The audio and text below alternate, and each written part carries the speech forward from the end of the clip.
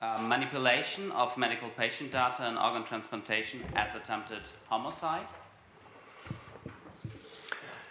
Good morning again. In June of this year, the criminal investigation of a case of data manipulation that has shocked German transplantation medicine has come to an end. The Federal Court of Justice confirmed the acquittal of a liver surgeon from the accusation of attempted homicide through the false indication of allocation-relevant patient data. This case, which is referred to as the Göttingen transplant scandal, represents a caesura for German transplantation medicine. For it led not only to a sharp drop in the already decreasing number of post-mortal organ donations, but also to the fact that all transplant centers in Germany have been subject to a regular monitoring since 2012. Before I get closer to this decision of the Federal Court of Justice and the problems of the criminal law assessment of waiting list manipulations, I would first like to familiarize you with the German organ transplantation system and with the Göttingen case. In Germany, the organization of the transplantation of post-mortally donated organs, heart, kidney, liver, lung, pancreas, and intestine, is not in the hands of the state, but is a joint task by health insurance companies, hospitals, and the German Medical Association. The legal basis for the removal and allocation of organs is the Transplant Act. This statute confers on the German Medical Association the task of drawing up the guidelines which are relevant for organ removal and allocation, and to supervise their compliance. To this end, it has set up commissions that are interdisciplinary and are filled with representatives of the federal as well as the state ministries of health. The guidelines are drafted by the Standing Committee for Organ Transplant, while the Assessment and Monitoring Commission is in charge of monitoring organ removal and allocation. Germany has teamed up with 7 other European countries to form an organ exchange program, Eurotransplant.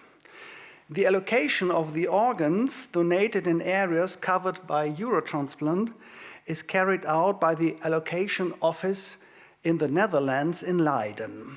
The transplant centers report the health data of their patients on the waiting list to Eurotransplant. If a donor organ is reported to Eurotransplant, a computer-based allocation program identifies a list of the appropriate recipients. The relevant distribution criteria according to the German Transplant Act are the urgency and chance of success of an organ transplant. The allocation of livers, which was the subject of the Göttingen transplant scandal, is primarily based on the criterion of urgency and follows the model of end-stage liver disease system, MELD system, borrowed from America. Using this system, a MELD score is calculated, the height of which indicates the probability of death within 3 months. The MELD score is calculated from 3 blood values or assigned on the grounds of specific diagnosis. Organs are allocated to patients with the highest MELD score. For patients who suffer from alcohol-induced liver cirrhosis, the guidelines provide that they may only be admitted onto the waiting list if they have maintained alcohol abstinence for at least 6 months. So what happened in the Göttingen case? The Göttingen transplant scandal consisted in the fact that the head of the liver transplantation program of the Göttingen University Hospital in the years of 2010 and 2012 increased the MELD score of his patients through incorrect information about their medical condition and thereby helped them to secure a better place on the waiting list. This was done through the untruthful indication of a dialysis treatment. In addition, even patients who had not yet observed the 6-month alcohol abstinence were admitted onto the waiting list in Göttingen. As a result, in terms of organ allocation, these patients were given preference over other patients from other hospitals. The examinations regularly carried out since 2012 of the nearly 50 German transplant centers and their 120 transplantation programs have shown that the vast majority of transplant surgeons work correctly, but at other transplant centers, false reports and data manipulation have also come to pass. This involved not only liver, but also heart and lung transplants. We can, however, ignore these further conspicuous cases first, since up until now, only in the Göttingen case was anybody accused of multiple attempted homicides, and this criminal proceeding acted as a test case for all the other cases. I now come to the criminal law assessment of waiting list manipulations as an attempted homicide to the detriment of the other patients on the waiting list.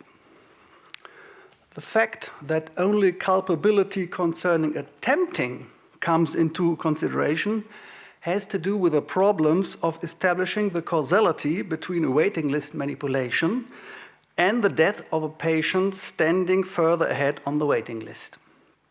It would have to be demonstrated that the death of a privileged patient had occurred and would have been prevented if he had received the organ designated to him.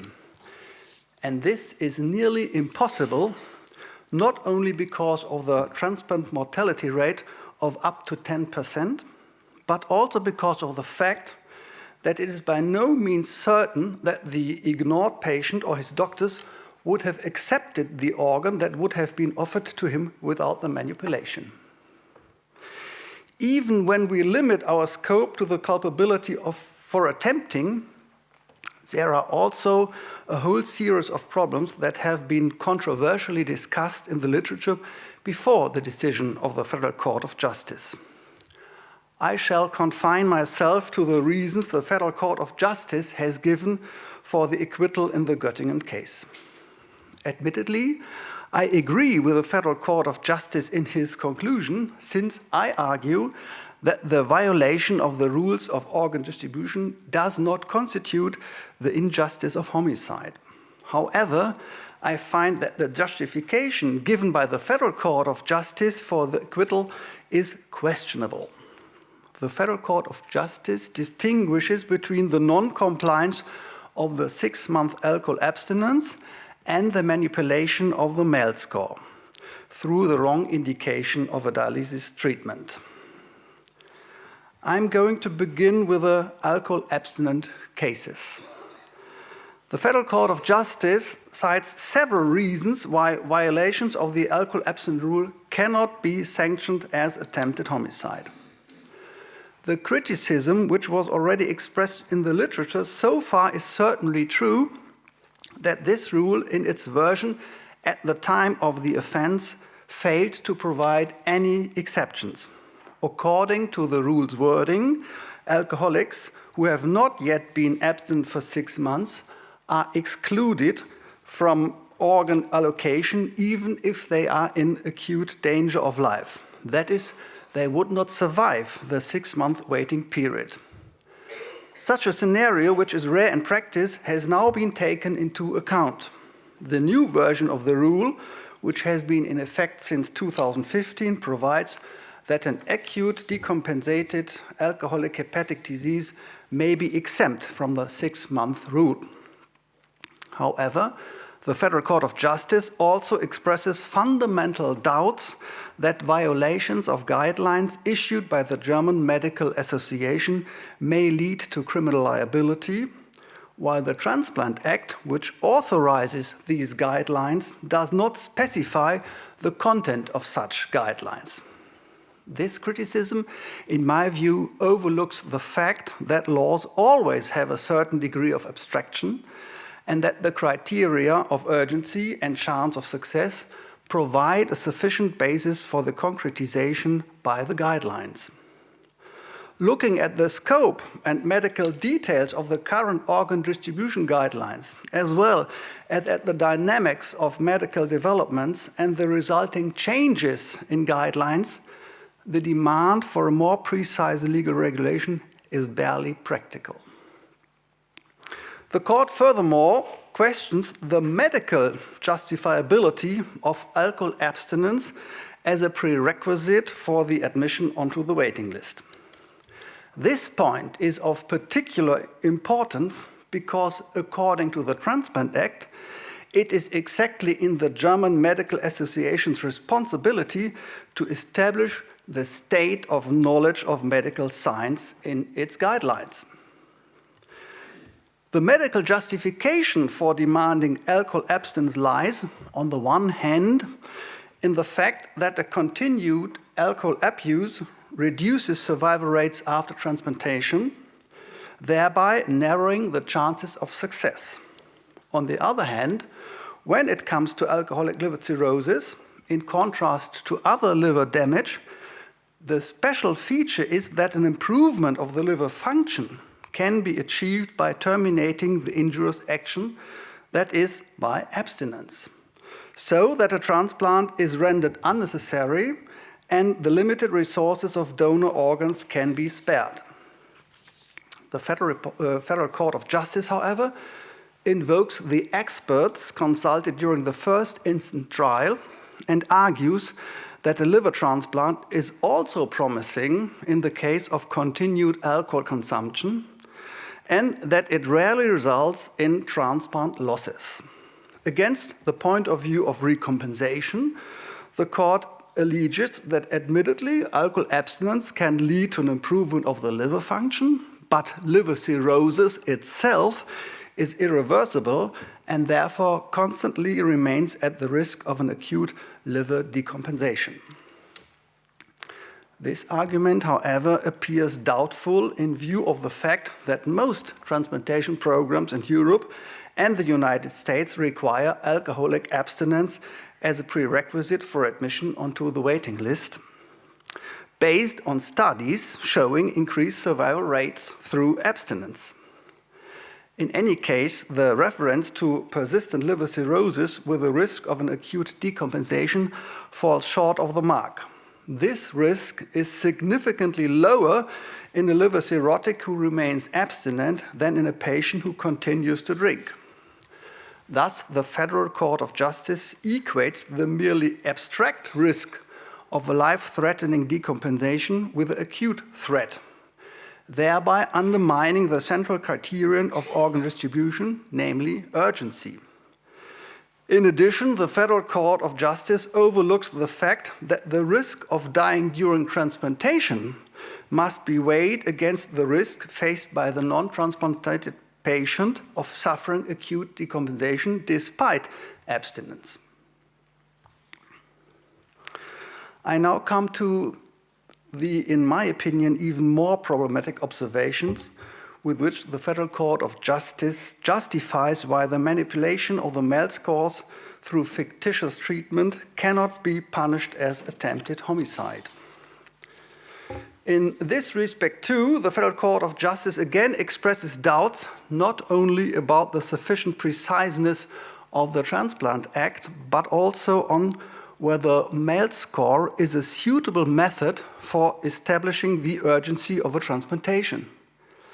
The court justifies this view with the fact that the MELD score, determined by blood count, cannot reliably indicate the urgency in each individual case, and that significant fluctuations of the MELD scores can occur as a result of high inter-laboratory variability.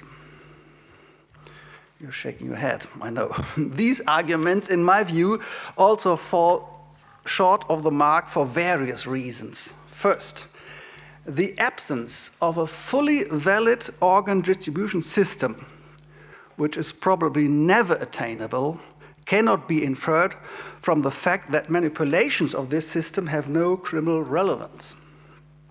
Measurement tolerances, which are by no means unusual in medicine, affect each patient equally, whereas manipulations modify this generalist unilaterally. Second point. It would have to be examined in detail whether the increases in the Mel scores caused by the manipulations of the Göttingen surgeon lies within the scope of fluctuations inherent to the system or beyond.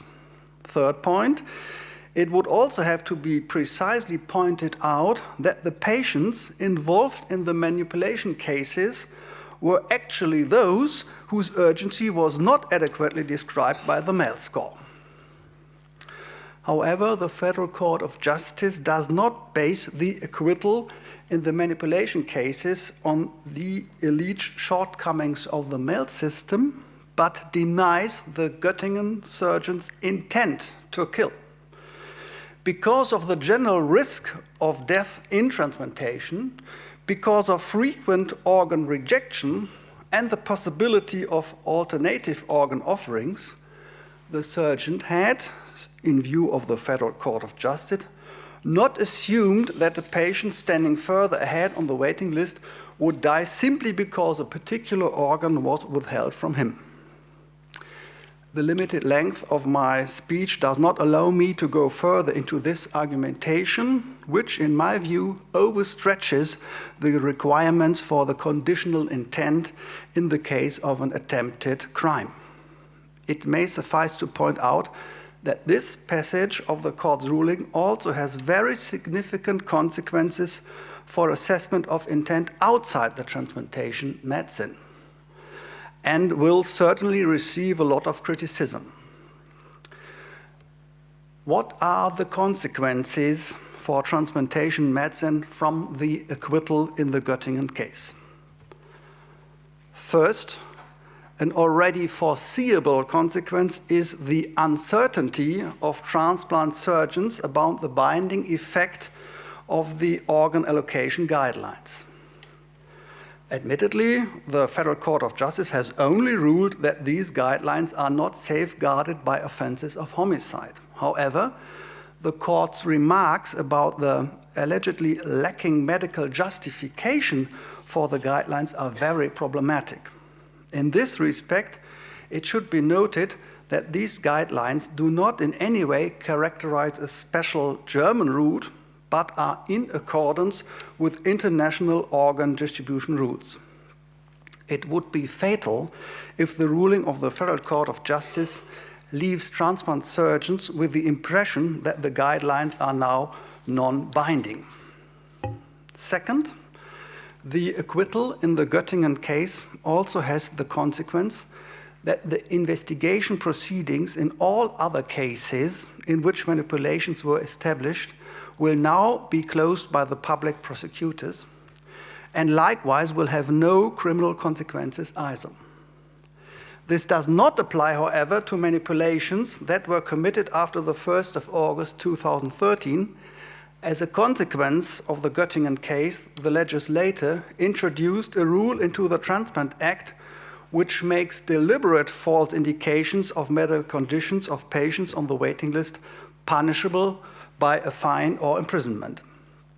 The Assessment and Monitoring Commission has also identified incidents of false indication after 2013, so that a punishment of the responsible surgeon is possible under the new penal provisions.